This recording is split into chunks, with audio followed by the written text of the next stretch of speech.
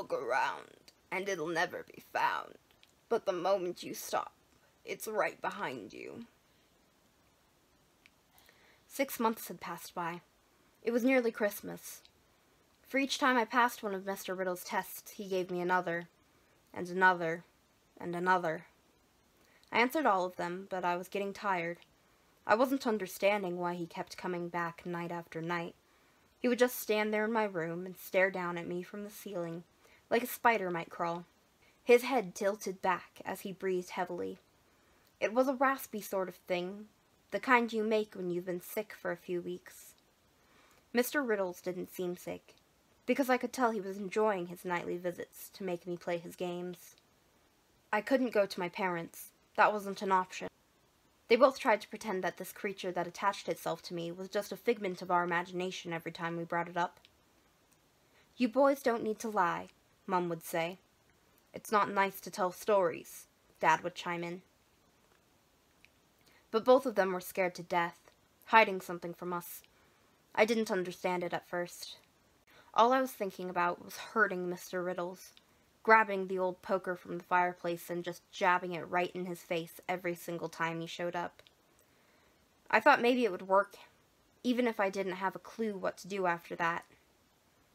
He was always just standing there behind Mom and Dad, watching as we came and went, preparing for the next game, his eyes shiny and filled with tricks. "What never grows old, but is ancient, keeps us waiting and never leaves, brings joy and sadness everywhere it goes." We were standing outside raking leaves. Mr. Riddles was watching us as the snow fell. He never came out like this, not during the day. There were too many people that might see him. That gave me an idea, though. I saw the postman bringing us a package, and I waved him down frantically. My brothers Mikey and Clint just froze as I got the mailman's attention. "Don't do it," they warned. But they didn't know what Mr. Riddle's games were doing to me. I was at my wit's end to make this stop. Sir, please, we need your help," I said as I pulled him to the house. The man looked confused as he walked over toward us, and then asked, "What seems to be the trouble, young man?" "This man. He won't stop bothering us," I said, pointing straight at Mr. Riddles. The mailman looked and then snorted his nose. "Is this some kind of joke, boy?" he asked. "What?" I groaned. I heard Mr. Riddles laugh. It was a knife against my skin. "Gee-hee-hee-hee-hee. "I don't have time for silly games. I have to get back to my route," the man said as he pulled away from me. I felt my heart drop. My brothers didn't say a word. They just stood there quietly as the postman began to leave. No, please, you have to help us. He's hurting us," I begged. The mailman shooed me away and growled, "I don't see anyone here, kid. And if you got problems with your folks, then you need to call the police. Now leave me be." I watched him walk away down the street helplessly. Then Mr. Riddle's long fingernails touched the edge of my cheek. "Do you want to stop playing our game?" "That man didn't see you at all. How? Why?" Clint said, flabbergasted. "Those close to you know the answers, but they'll never tell. Once the secret is spilt, someone won't be doing so well." "Mom and Dad, they know. They know all about you, but won't do a thing," Mikey said miserably. "They won't and they can't. But it won't be long before I run. Once I have my fun, I'm usually done." He was doing bizarre cartwheels in front of us, back and forth across the lawn, as he laughed and then plopped right in front of me. There was something unsettling about staring into his empty face. His yellow eyes just seemed to glow brighter as he whispered in my ear. "Don't try to break the rules again. You'll be sorry."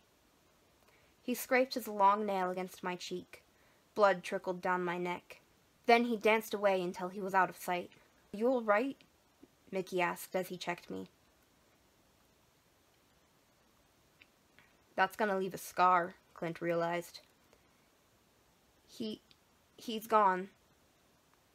I was still just shaking, trying to figure out why the hell that creature let me off the hook so quickly. I hadn't even solved his riddle. But with time on my side, I knew what we had to do. Clint, Mikey, we have to find out everything that Mom and Dad know. They can't hold back anything, I said. They saw the fierce look in my eyes. They knew I was willing to go to any lengths to get the information. That night after we finished dinner, the three of us decided to set a plan into motion. Since Mom and Dad weren't answering our questions directly, we had to resort to other means. Clint started things off by pretending to be sick so Mom would be distracted by him. Then Mikey and I asked Dad to come to the garage to help us fix our bikes. "You boys have been in better moods lately," Dad observed as we went to the shop. "That's 'cause he's gone," I said boldly. Dad didn't say a word. He just knelt down to grab his tools and then moved towards our bikes. "Dad, you have to tell us about Mister Riddles," Mikey insisted. "I told you not to talk about your imaginary friend," Dad said. I clenched my fists. "This is getting old. You know he's real. Why won't you help us? Why?" I screamed. Dad looked like he was ready to cry. "I can't. I'm sorry. It's against the rules." "What the fuck are the rules? What is that thing anyway?" Mikey asked. "Sorry. I'm so sorry," Dad said. I looked at him, with all the anger and rage that I felt of the sleepless nights I had endured for almost 7 months, answering question after question. I was done. I know I shouldn't have, but I ran straight up to my dad and kicked him hard. Dad was twice as big as me, but he had some old war wounds. He couldn't put up a fair fight. He came down to his knees and winced in pain as I yelled in his face, "I hate you! I fucking hate you!" Mikey held me back as Dad looked down at the garage floor and sobbed. "You should hate me. This is all my fault. I thought it was over years ago." My eyes widened in shock. "Mr. Riddles, he came to you when you were a little boy?" I asked. "He did. He said he wanted to play a game. It sounded like fun, so I agreed. But I swear I didn't know it would go this far. But, wait, he left you alone after a while, right? What made him go away?" Mikey asked. "I stopped playing, and so he left. I thought that would be the end of it, but whatever he is, he only appears to children. He attaches himself to them and won't leave until they stop playing." I gave my brother a look. "So then we just need to stop." You can't do that," Dad said frantically. "You said that was what made him leave." "Please, you have to play. I can't tell you why. If I do, something terrible will happen. And something terrible will happen if you stop." I didn't want to believe him. I wanted to think I was smarter than this strange thing that had wandered into our lives. So I helped Dad up to his feet and I apologized. He said that he had been through a lot of pain, but Mr. Riddles was the worst. I found out what he meant a week later when Clint and I went out to clean the gutters.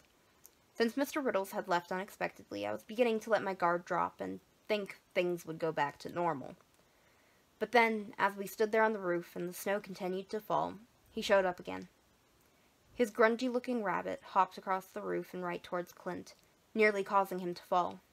"What's the big idea? Why can't you leave us alone?" my brother asked. "Are you done playing my games?" I thought about what Dad had said, but I didn't care. I wasn't about to be a coward like him. Or so I thought. "Yeah, I'm done. I don't want to play anymore."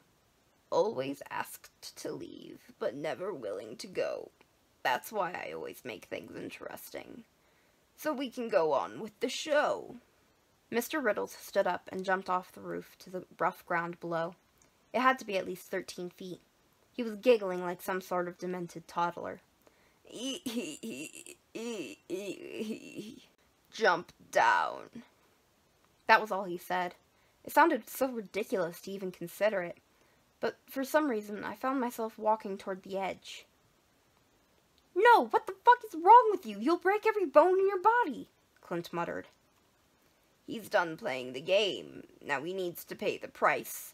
He didn't answer my question, so why should he think twice?" "What was your riddle?" Clint said as he struggled to keep me from moving. I felt the sudden urge to jump, and I didn't know why. I was ready to push him off as Mr. Riddles recited his question again. What never grows old but is ancient, keeps us waiting and never leaves, brings joy and sadness everywhere it goes. My brother was thinking about it for a second, as I tried to punch him in the face. Then he responded, Christmas time, that's the answer. Christmas is old and we never get tired of it and can be both a happy and sad time. Mr. Riddles didn't make a response. That's right, isn't it? Suddenly the creature was climbing up the drain pipe like a spider, using his long fingernails to make his way right next to where we stood. He touched my face and gently pulled me away from the edge. An answer you gave, so a reward is in store. Took your brother's place, so now we can play more. I couldn't breathe for a second. Then I lost my impulse to jump. I breathed a sigh of relief. Mr. Riddles cackled again as he touched Clint. Aren't you going to jump for joy? My brother's face went pale. Then he stepped right off the roof. I screamed as I watched him plummet and heard his body crack as it hit the pavement. Mum rushed outside and screamed louder as she saw his injuries. There was a mad dash to call 911. All the while I kept hearing the same laugh in the back of my head. The games had just begun. Hi there, and thank you for watching. Feel free to comment down below what you thought of the story, or if there's another story you want to hear. I really want to hear about your own scary or paranormal experiences, so please feel free to go to my Instagram or my email, both displayed on the screen, and tell me all about them. Thank you for watching, and I hope to see you again soon.